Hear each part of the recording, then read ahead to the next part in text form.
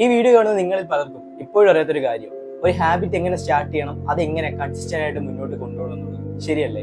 അതായത് നിങ്ങളൊരു ഹാബിറ്റ് തുടങ്ങി, എന്നിട്ട് കുറച്ച് നാൾ അത് മുന്നോട്ട് പോയിട്ട് പകുതിക്ക് വെച്ച് സ്റ്റോപ്പ് ചെയ്യുന്നു. ഇത് തന്നെ കണ്ടിന്യൂസ് ആയിട്ട് ലൈഫ് നടക്കുന്നത്. ഇത് കാണുമ്പോൾ തന്നെ, അല്ലെങ്കിൽ ഇതിങ്ങനെ സ്ഥിരമായിട്ട് നടക്കുമ്പോൾ തന്നെ നമ്മൾ ഓട്ടോമാറ്റിക്കലി ഡൗൺ ആയി പോകും. എന്നെ കൊണ്ട് ഇത് പറ്റത്തില്ല എന്നൊരു ചിന്ത നമ്മുടെ മനസ്സിൽ ഓട്ടോമാറ്റിക്കലി വരും.